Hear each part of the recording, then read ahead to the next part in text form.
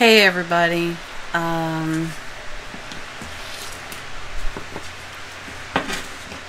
I not 100% sure what I want to say. I skipped treatment today. I'm not really ashamed about it. I'm not really upset about it. I really needed to take a day off. I had been going for Thursday, Friday, Saturday, Sunday, Monday. For 4 days straight. Let's see. Friday and Saturday, I went for 8 hours. And then Thursday, Sunday, and Monday, I went for 6 hours. So that's a lot of work, and I've been exhausted every night that I've come home. I've just been so tired, and I've been trying to catch up with everybody, watching your videos. So I do apologize for not commenting or responding as much to private messages or commenting on videos as much as I want to. I had EMDR yesterday, and it was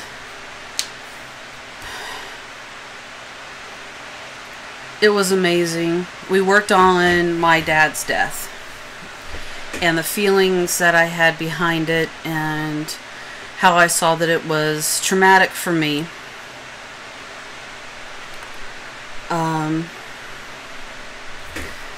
Worked on that. It was an amazing experience, and anybody who has experienced trauma, I highly recommend it. It has a 50-50 chance of working for someone who has DID, but it is worth a shot. Near the beginning of the session, I kind of felt like I was floating a little bit, but I was able to bring myself back down into my body and continue with the experience. But then I called the facility. I called the facility this morning when I woke up. The alarm clock just burst me out of this really weird dream I was having. And so it was a little difficult for me to kind of snap myself all the way out of it, but I called the facility and I said I wasn't going to be there today. And of course they tried to, well, you kind of need to be here, and if you feel better later, try to come at least for 1 or 2 of the group sessions, and blah blah blah blah blah. And I said, if I feel better, I'll try. Well, needless to say, I didn't feel better. Ever since I was 12 years old, that's around the time that the sexual abuse stopped, between my family, well, my parents. So there wasn't an immediate threat within the house, but from that moment, I started having this dream about this house.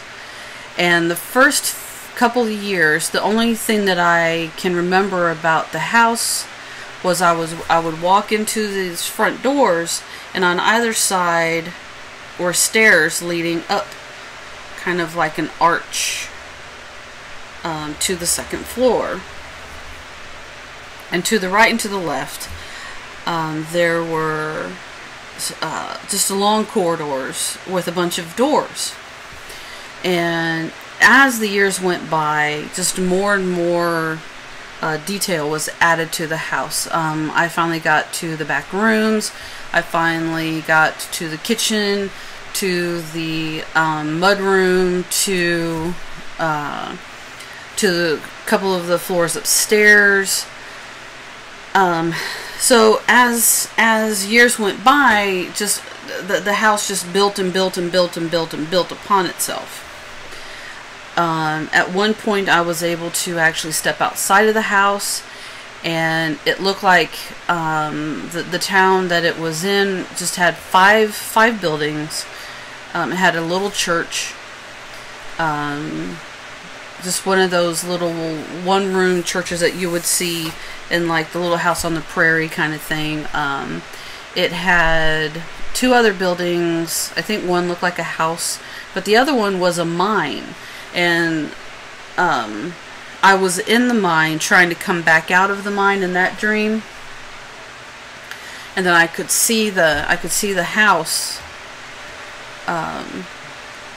when I came out of the mine, and it looked like an old Victorian style house. But so as the years have gone by, I've seen more and more of the house. I think I've seen almost all the rooms now. Well, last night, or very, very early this morning, I had a dream that I was showing the therapist who had walked me through, or who was the tapper for the EMDR. She was in the house as well as with Melissa, and somebody that I chat with frequently from YouTube. She was in the dream, and we were all on the very top floor, and I said I should show you around I was talking to the therapist. I said I should show you around the house. It's a very cool house. And she said, well, that would be great, but I think they're getting ready to move the house. And as she said that, we felt the house moved to the left, to the right, to the front, and to the back, and then it lifted up off the ground. And I was looking out, and I saw the foundation of the house completely in rubble. It was just completely crumbled. There was nothing left of the foundation. And the house was being lifted, and as it was being lifted, it turned, and the window we were looking out of, I could see this little town, this whole other town that wasn't even a part of the old five building little town that the house had originally been in. And there was this other building right across the street that was completely in ruins. And as we were holding on, as the house was moving, the alarm went off, and I woke up. And Melissa said, well, you do realize, when I told her about the dream, she said, you do realize that the house is you. And it never dawned on me that the house was me. I had always wondered what the house was, or what it meant in the dream. And she said that the house is you. And so I've been trying to piece together what this dream had meant, and why certain people were in the dream. And I think I know why one person was in the dream. And that's been something that I've been working on lately. Not in a bad way, just I've been reevaluating certain aspects of my life. And the reason why the therapist was there, of course, and the reason why Melissa was there, was because they were recently in my mind, and that was my mind's way of filtering them into my long term. So I can reason a lot of things of the dream out of it and say, well, they're there because of this, or they're there because of that. I don't feel like I'm getting better, though. I have been incredibly down. Sunday, I had a horrible day. On the way to work, I was listening to this song called Make Me Wanna Die by the Pretty Reckless. And I was thinking about my mom. But something dawned on me later on as I was talking to one of the therapists at the facility. One of the lines in the song is, I'll never be good enough. And it hit me. It was just like somebody had punched me in the stomach. When I'm thinking about my mom, right, I will never ever be good enough for her. But I don't need to be. I don't need to be good enough for her, because she's not the one who counts.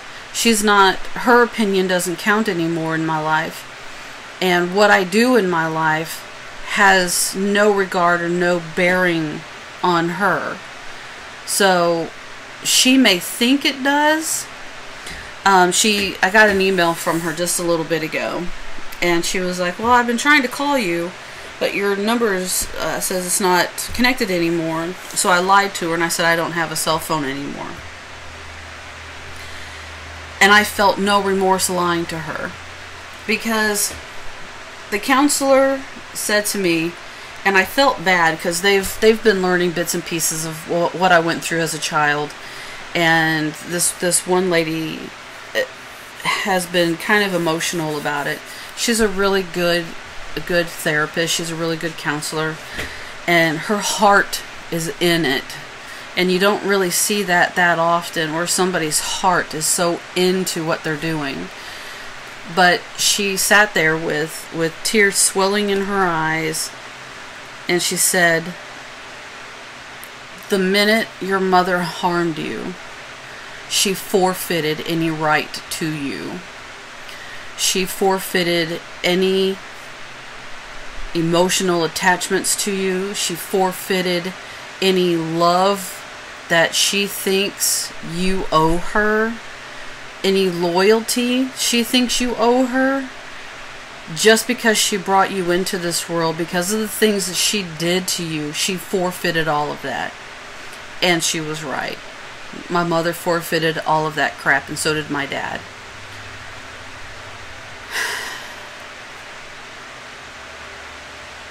It's amazing when somebody on the outside can look at it objectively and put it into perspective.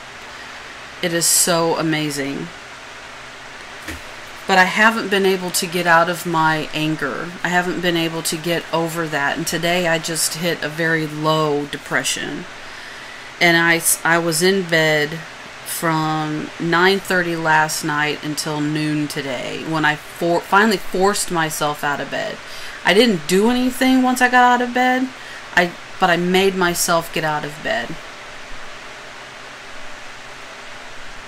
And working with depression is so hard, and I don't think the pills that I'm on are working anymore.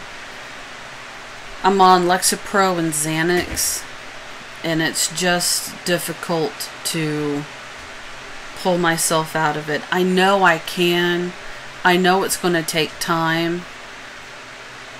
But I want to get back to work, and I don't think I'm in a position where I can go back to work right now. As much as I want to, I know I can't right now. And I've been wrestling with that, and I've been wrestling with learning my limits. And it's hard to accept. But Melissa has been so wonderful. And on Saturdays, now that they bumped me up to partial inpatient hospitalization, Melissa gets to come on Saturdays for Family Day and talk about things that she needs to talk about as far as how she's feeling. And I think that is fantastic.